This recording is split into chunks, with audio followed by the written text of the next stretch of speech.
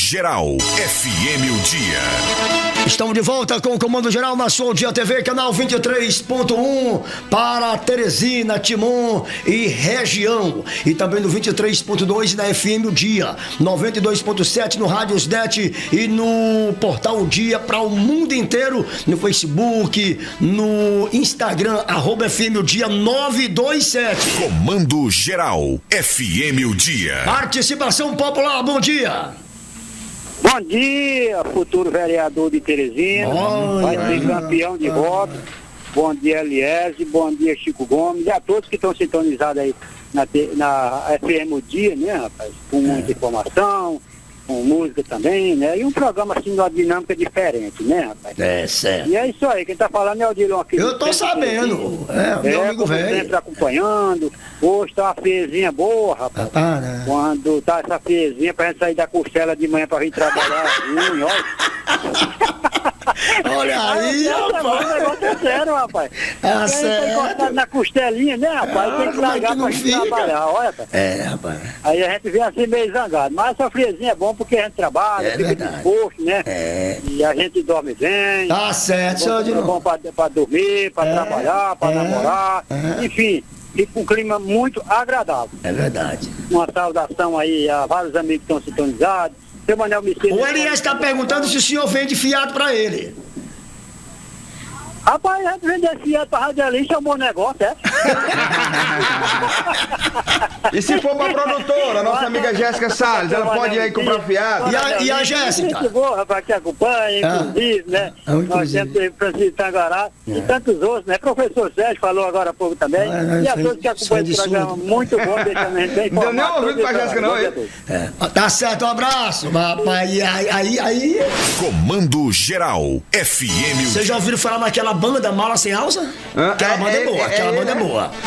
Vamos aos nossos ouvintes. Bom dia, Cláudio. Bom dia, Cláudio, Débora. Como vai esperar a conscientização do povo em uma cidade onde nem o gestor maior dá exemplo de conscientização? Gente, eu vou te contar, viu? Que tem coisas que a gente escuta, porque quem tem ouvido escuta de tudo, né, Cláudio? Cheiro pros teresinenses, bom dia. E Teresina pede socorro. Teresina pede socorro. Ainda bem que temos aí o espaço do O Dia, viu? Porque se não tivéssemos, estávamos muito pior. Comando Geral, FM O Dia. O pessoal tem que pedir a Maria. Vamos matar esse socorrozinho de staff, mas só socorro. Chama a Maria, chama a Lúcia, rapaz. Olha, são 7h37. São 7h37. Direito do povo.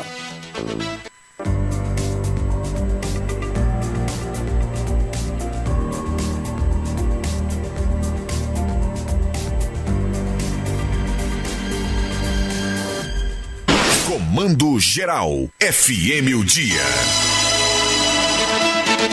Olha, no Comando Geral de hoje, Direito do Povo, recebemos um especialista para explicar temáticas de interesse do público nesta manhã, o advogado Ian Cavalcante. O advogado vai responder perguntas dos espectadores sobre direito de família. Doutor Ian, bom dia, seja bem-vindo ao Sistema O Dia de Comunicação, Rádio e TV O Dia.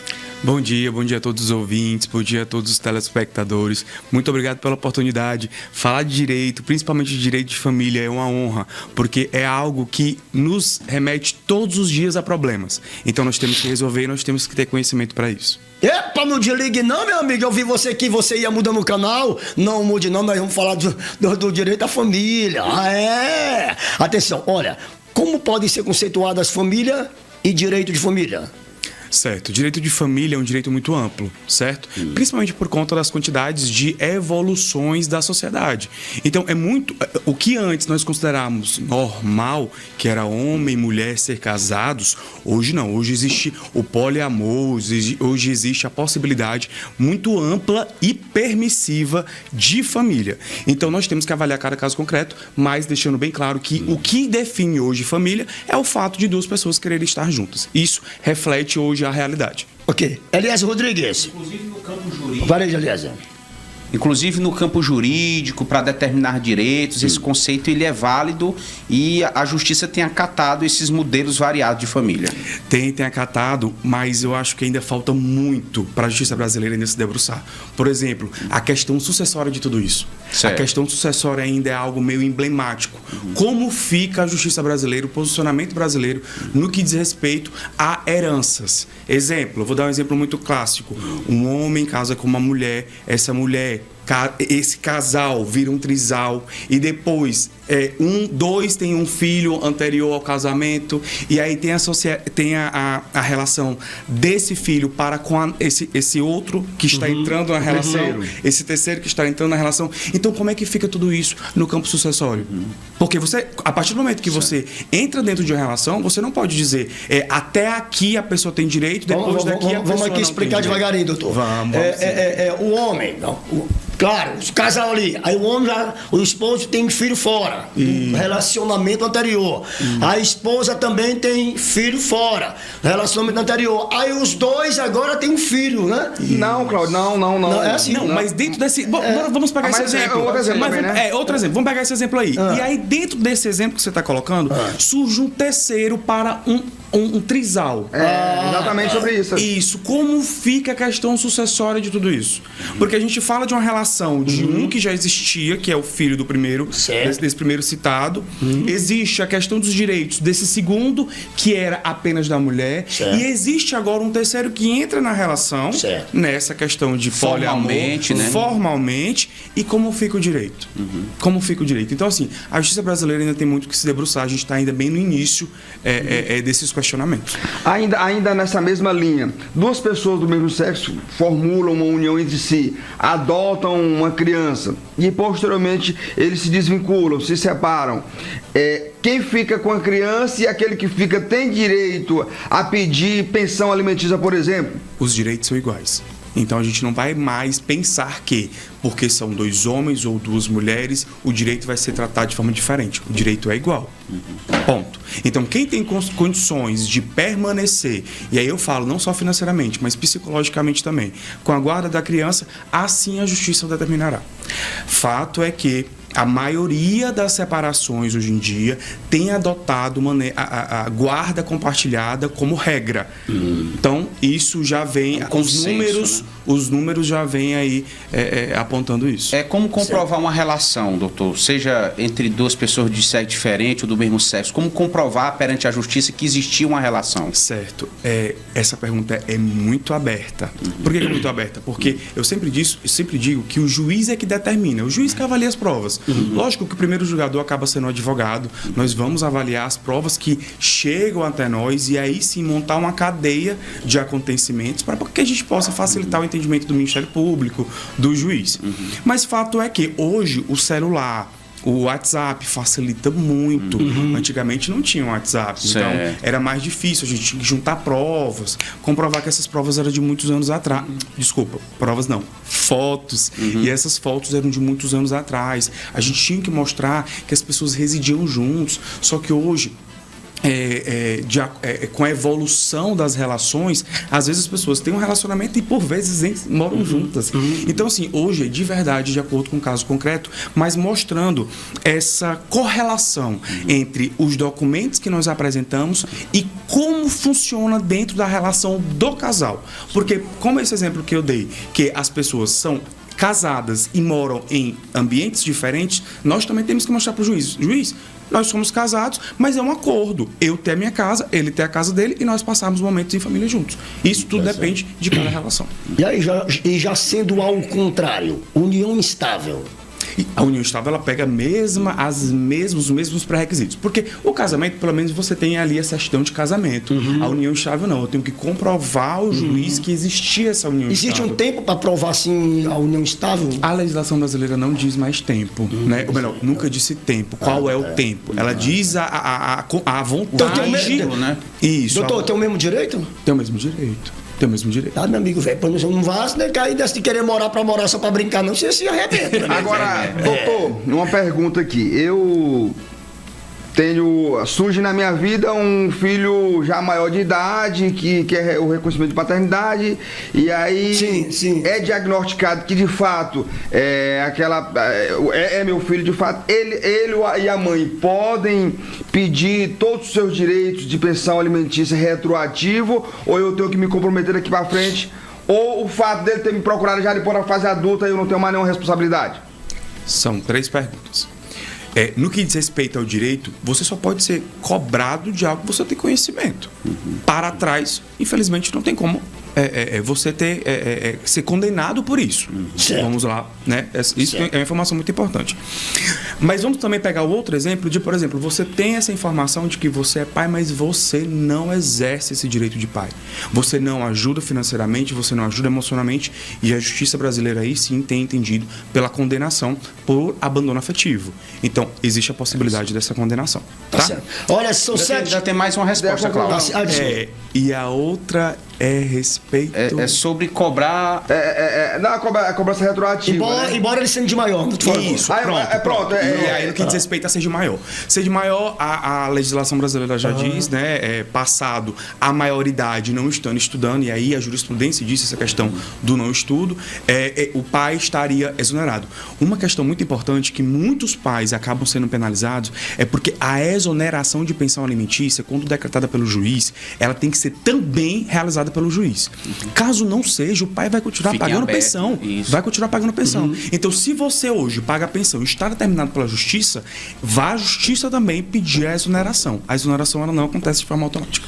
O pai, no caso, que está pagando, deve ter essa pai atitude. ou a mãe. Ou a mãe. Ou a mãe. E se estiver estudando, o filho, até que idade tem que pagar a pensão? Isso. A gente pressupõe que completou a maioridade é esse término, vamos dizer assim, do nível superior. Certo. A gente também não pode subentender que a pessoa tem 40 anos de idade, estou estudando, e aí o pai ou a mãe tem a responsabilidade de pagar a pensão.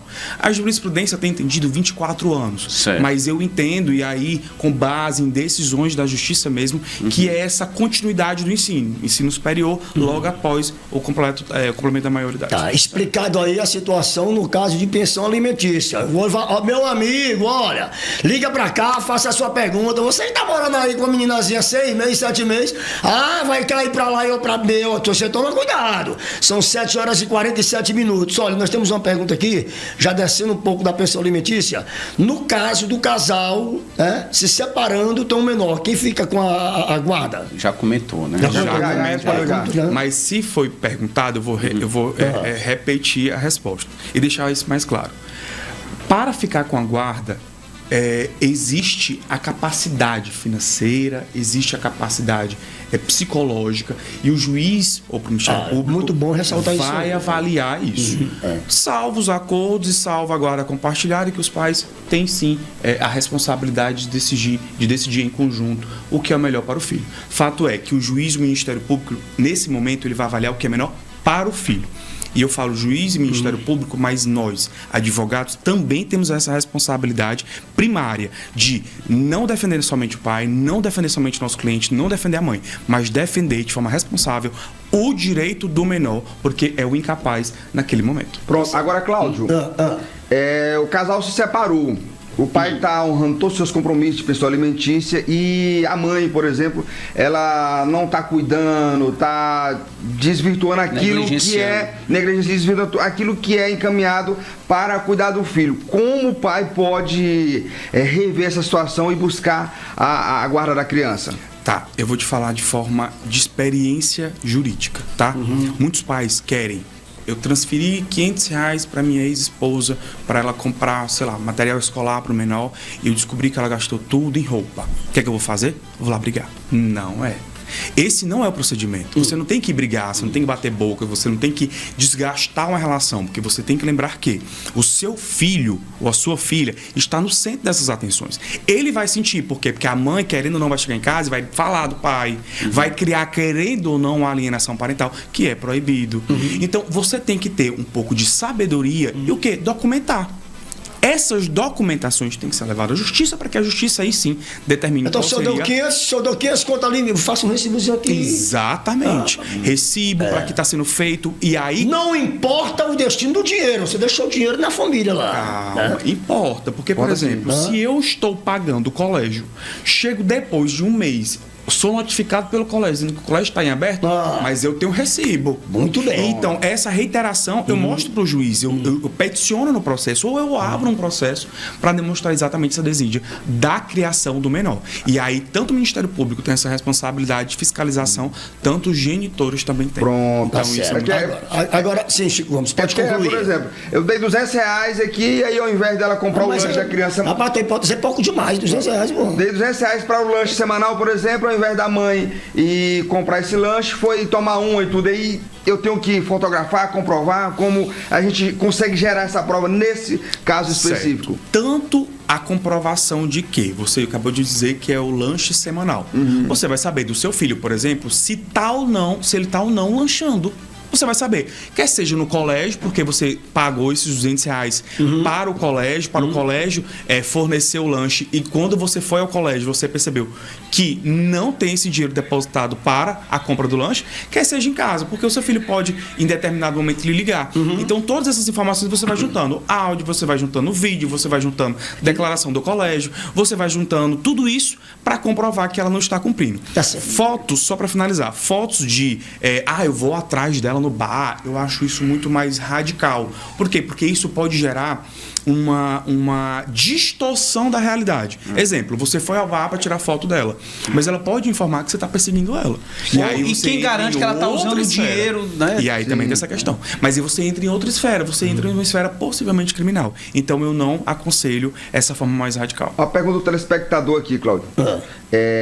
O professor Sérgio Mendes pergunta acerca da obrigatoriedade do teste de paternidade. Caso haja a negativa do possível pai em realizar o exame, como o juiz deve proceder? Não, proceder não. O juiz vai determinar. O juiz vai determinar. Por quê? Porque se o pai diz que não vai fazer, e aí a gente tem que avaliar o direito do menor como o principal direito nesse momento, o juiz vai determinar a realização do teste de paternidade. Muito bem, então uma pergunta aqui do Pablo Henrique. Vamos lá, o que é que o Pablo Henrique pergunta. No próprio campo de descrição ao realizar o Pix, serve como recibo? Não serve como recibo, porque a descrição lá você coloca o que você quiser. Certo? Eu acho que tem que haver uma comprovação mais real. Recibo, tem que haver uma descrição e preferencialmente que... Eu sempre, porque a gente é condicionado a falar mãe. A mãe recebeu o dinheiro, né? Mas a maioria dos casos, né? Mas o oposto também vale. Mas você acredita que os números do IBGE têm demonstrado, pelo menos agora nesse apresentado em 2021, salvo engano, que apenas 54% atualmente das mulheres têm a guarda? Então, assim, tem diminuído essa questão da guarda também, para a mãe. Depois de 2014, aumentou o número de guarda compartilhada, mas agora em 2021 já demonstra que essa questão da guarda unilateral do pai e da mãe, a mãe tem ficado quase que igual com o pai. Né? Doutor, outra... Sim, fique à vontade. Acerca do apoio emocional, afetivo, a gente fala muito de dinheiro, questão financeira, mas a justiça tem cobrado, tem pesado também nessas decisões a presença do pai ou da mãe na vida do menor? Tem. Acho que tem que melhorar. E muito, porque a gente tem uma justiça bem demorada. Então a gente fala de laudos sociais que demoram muito para sair. Eu posso falar do Tribunal de Justiça do Estado do Piauí com muita propriedade, porque a gente tem batido muito no aumento de servidores, psicólogos, assistentes sociais, médicos, para que possam fazer um acompanhamento real e fidedigno do que está acontecendo. Fato é que existem muitas mentiras. Não estou falando de A, não estou falando de B, dentro de um processo de família. E cabe ao juiz tentar tirar essa nuvem de mentiras e agir dentro da realidade para proteger o menor. Porque, como eu disse, essa é a nossa principal função dentro desse processo. Participação. Bom dia, Cláudio Alencar. Bom dia, Chico Gomes. Bom dia, Eliezer. Eu gostaria de fazer uma pergunta se a pessoa que paga pensão alimentícia e a própria filha casou, já tem seu esposo, tem filho, você tem que continuar pagando muitos pais querem a pensão alimentícia, para minha ex-esposa. e ela já está com mais de 25 anos, por aí mais ou menos. Gastou tudo. Pronto, ele se entregou, mas vai, responda aí. Olha, isso aqui é uma entrevista, não é uma consultoria, não. Ele se entregou, mas vai lá. Mas essa pergunta eu acabei já respondendo no que diz respeito à idade do pagamento da pensão. Então, a idade do pagamento da pensão é a maioridade mais o colégio. Deixa eu dizer uma coisa que eu acho que a gente acabou não comentando aqui. A pensão ela é devida num binômio necessidade e possibilidade. O menor, né, a criança, o alimentante, ou melhor, o alimentado, ele tem que ter a necessidade e a outra parte tem que ter condições de fazer o pagamento. Nesse caso citado, ela já, salvo engano, é casada, já trabalha, então denota que ela não tem necessidade. Então, só pelo relato do caso, ela já não teria direito ao recebimento de pensão alimentícia, mas como eu disse, a exoneração tem que ser via judicial. Tá certo. Agora tá tendo umas mensagens aqui, nós estamos com um probleminha de internet, mas vamos lá. São 7h55 para encerrar. Aí essa pergunta aqui tem muita gente que quer ouvir essa pergunta. Quanto ao divórcio, né? Posso manter o sobrenome do outro cônjuge? Pode manter, isso é uma decisão de cada parte. Essa é até mais engraçado, porque antes era somente a mulher que tinha esse direito, né? Então o homem também tem esse direito de manter ou de colocar. Ou de não colocar também. De não colocar também. Mas no caso, mas na hora que haver o divórcio, permanece. A decisão é da parte. E se, por exemplo, se uma parte quer e a outra, por exemplo, eu não quero, separei e não quero que a outra parte permaneça, eu posso questionar? Poder questionar, você pode questionar. Mas não simplesmente por dizer eu não quero ou eu quero. Tem que ter uma justificativa de não porquê. Por exemplo, eu vou dar um exemplo que espero que não seja o caso dos nossos ouvintes. Mas eu matei, né, a pessoa ou a parte contrária, ou melhor, desculpa, um filho da parte contrária. Então, assim, vai permanecer com o nome, com o sobrenome? Então a justiça aí vai determinar a retirada. É um caso mais real. Só por status social não justifica, não, né? Justifica, pelo contrário, valida a parte contrária. Porque, por exemplo, gente, desculpa, é porque eu lembro dos meus clientes. Aí eu ia falando. Eu tô gostando do seu lado espontâneo. Tem um caso na política, a gente fala muito de política, tem um caso na política que a esposa separou e continua com o sobrenome do figurão, viu? Continua. Mas não é só política, mas eu vinha soltando aqui de uma pessoa bem conhecida. Eu acho que a nossa produtora tem alguma pergunta aí, tem, Jéssica? Qual é a diferença entre contrato de namoro e de união estável? Isso é muito bacana, né? Jéssica. Diferença entre namoro e união estável. Contrato. Por que contrato de namoro? Porque hoje em dia tudo está sendo considerado união estável. Mas hoje eu tenho o direito de conhecer a pessoa, de passar um tempo namorando. E depois eu vou decidir se quero ou não casar. Porque a união estável, ela tem esse pressuposto de querer casamento, de querer a união daquelas duas pessoas, né? Como se família fosse. Namoro não. Você pode namorar, você pode curtir, você pode viajar, você pode conhecer outras pessoas. Lógico que o namoro também pressupõe essa questão de ser de um para um, né? Mas o contrato de namoro é permissivo. No contrato eu posso lá estabelecer que pode ser aberto o relacionamento, que pode ser fechado, que eu vou ver 2 vezes por semana, eu vou ver 3. Contrato de namoro é muito aberto, isso eu digo pra você, mas é muito real. Isso hoje está acontecendo demais no escritório, a gente já atende uma demanda significativa no que diz respeito a isso. Por quê? Porque as pessoas hoje querem proteção. Verdade. Exemplo, eu tô aqui namorando com uma pessoa há 2 meses, mas nesses 2 meses eu decidi comprar um carro que vale, sei lá, 300 mil reais. Eu só tô namorando com aquela pessoa. Daqui 6 meses eu termino esse relacionamento. Aí a pessoa vai dizer o quê? Eu tinha relacionamento de união estável, eu tenho direito à metade do carro. Vixe, Maria. Se tiver um contrato de namoro, não. Não, se tiver um contrato de namoro, resguarda. Por quê? Porque a intenção não tão somente. Tem uns 4 colegas aí, doutor, que tá lascado. Produtora, nós temos uma participação ao vivo ainda. Posso colocar? Até? Vamos lá. Mas já responde essa pergunta. Vamos lá. Tem mais uma participação aqui. Bom dia, comando geral. Pergunta ao doutor, nobríssimo, excelentíssimo. Eu tenho um filho de criação. Ele Já tem um registro, mas não consta meu sobrenome. Tem a possibilidade, como eu devo exercer, se ele quer que eu coloque meu sobrenome na certidão dele. Muito bem, aí é o Castro Alves, lá do Buenos Aires, doutor. Eu só não entendi se ele já era filho. Peraí. Bom dia, comando geral. Pergunta ao doutor, nobríssimo, excelentíssimo. Eu tenho um filho de criação. Filho de criação. Ele tem um filho de criação e ele quer criação. via judicial. Ele tem um filho de criação, ele quer que o nome dele conste na certidão. Não tem problema, via judicial. Tudo bem, doutor, naquela Mas casa o pai biológico tem que concordar. Na verdade, existe até a possibilidade de ser via administrativa junto ao cartório, tá? A lei ela tem sido muito permissiva. Eu coloco no primeiro momento via judicial porque eu não sei a circunstância. Não sei se é menor de idade, não sei se é maior de idade. No cartório não comporta menor de idade. Então, não, hoje não precisa mais da questão da autorização do genitor. Existe a necessidade da comprovação, doutor, de ser sócio-afetivo. Pelo que eu estou vendo aí, o senhor enfrenta muito pepino, viu? Enfrenta. Rapaz. Mas é porque, desculpa, é uma coisa muito engraçada essa questão, porque assim, hoje a gente parte muito do caso concreto. Muito do caso concreto. Antes a lei era mais direta, era mais exata, a gente pegava a lei e aplicava a lei. Hoje a gente tem tantas possibilidades de relação, tantas possibilidades, que hoje a gente tem que pensar o efeito daquela ação nossa. Então, às vezes eu respondo aqui e me coloco numa situação meio delicada. Por quê? Porque aí vem uma pessoa que traz uma excepcionalidade. Doutor, mas essa exceção aqui não é... Não, mas a via de regra é o que eu estou mencionando aqui. Agora, quando você vai para o caso concreto, a gente tem que avaliar rapidinho, é um caso, viu, doutor? Morreu o tempo. É porque é importante, né? É o caso porque tem muita gente que leva essa situação de união estável, essas coisas na brincadeira. São 8 horas em ponto, só se a diretora aí, a produtora permitir.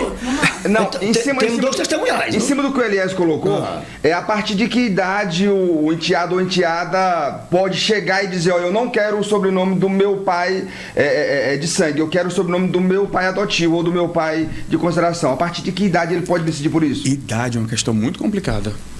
Que vem a maturidade. Não, porque ainda não tem essa questão. Porque quando você fala 18 anos, é permissivo. Você está mal de idade, você pode fazer.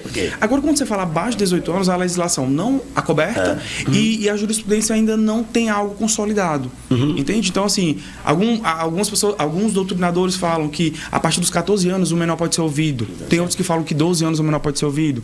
Então, ainda é muito radical a gente tratar de menores de idade como determinadores, como eu vou lá e vou fazer na justiça e vou fazer isso. Não. Enquanto não for emancipado, eu não aconselharia. Doutor Ian, naquela Câmara lá, suas considerações finais. Primeiro eu quero responder a questão do contrato. Sim. No que diz respeito ao contrato de namoro e de união estável, lembre-se, a união estável, ela pressupõe o relacionamento duradouro, a constituição de família. Então, se não existe a quebra, eu quero namorar com você tão somente, existe um vácuo de informação. Então, dentro desse vácuo de informação, se você entende que você quer um relacionamento sério, duradouro e, vamos dizer assim, para sempre, é união estável, na sua visão, e a justiça determina. Muito bem.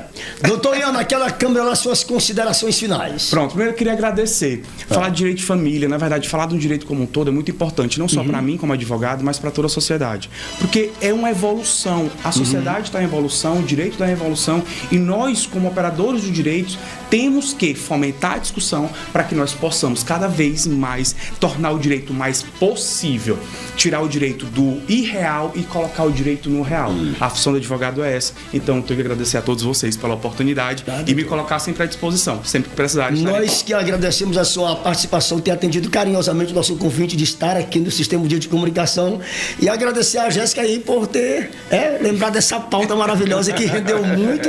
E eu achei o programa hoje muito pequeno, até eu achei o programa pelo seu lado espontâneo de responder. Estou à disposição. O senhor é um bom conciliador para essa forma de responder.